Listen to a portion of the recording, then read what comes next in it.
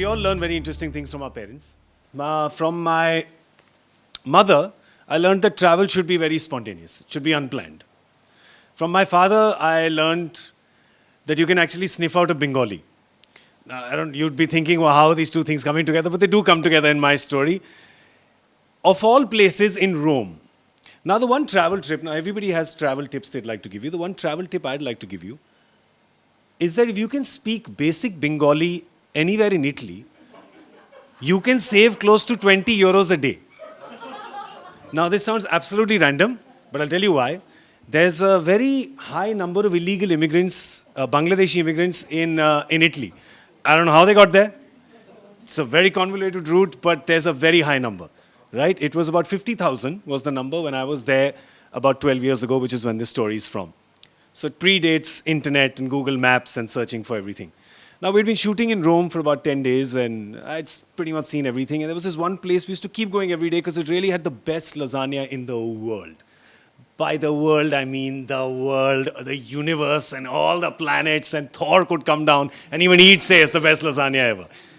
But by the 10th day, when the crew left and I had, 1 day extra to go back, I thought that, you know what, this is familiar, I know this, I should go somewhere. Now, this is where the unplanned bit of the travel comes in. I just decide to go to the station in the morning and I say, I'm going to go to Florence, because that sounds like a good day trip. But I see in Termini station that there's no trains going to Florence. So I look up and down and say, there's no train going to Florence. Could ask somebody, but no, we are men, we will not ask for directions. So I look around and I figure that Pisa is close by as well, and that's a name I can recognize on the board. And I say, okay, I'll go to Pisa, day trip to the Leaning Tower, get my picture like that, like you always do, and that's what I'll do, and I'll come back. Now, the thing is that this is where a little bit of planning could have helped, because Florence is not written as Florence in Italian, it's Firenze. I had no idea, so I didn't go to Florence, so I went to Pisa. I got a ticket, and this lady said, return, whatever. She was very upset. She was very angry. She also had a bit of a mustache and she was kind of chunky. So obviously she was not somebody you could charm into information. But she gave me a ticket and I said, okay, that's great. I got on the train. The train seemed to stop an awful number of times. So by the time we had come out of Rome, because I could keep seeing St. Peter's Basilica, we had already stopped about 14 times. So I said, this doesn't augur well for the journey, right? If it's going this way, then I'll probably get there tomorrow. Anyway, there was no food, there was no drink, there was nothing on the train. Luckily, I'd stolen a lot of stuff from breakfast, so it was all in my backpack. Always steal from breakfast. That's what I'll tell you. Always steal from breakfast. So I had crackers and croissants and rolls and everything. So I chewed on them, and I reached 7 hours later dead, as if I've been walking in a desert. And I reached there, and I walked outside, and I'm parched, I'm hungry, I'm dying. I come outside, and there's this guy who's the water vendor. I look at him. And my dad's taught skill of smelling a Bengali comes handy. I look at him and I can sniff bong. Now, people in Italy are not very friendly. When you travel, they'll have a laugh, but they like to have a laugh at your expense. So they're not very helpful. They'll lead you wrong if they can get them a laugh. So this guy, as I said, water bottle? He said, €1. When he said, €1, I said, Keman achen dada?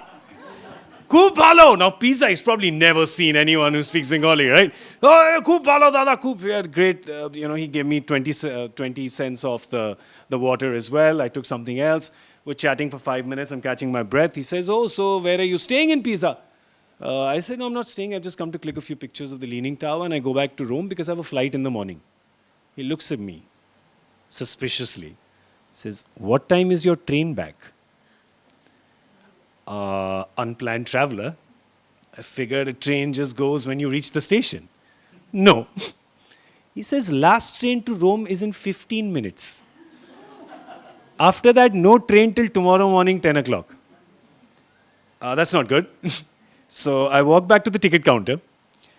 I say, last train 15 minutes? He says, yeah. I said, give me a food, drink. Yes, on train. Excellent. Thank you.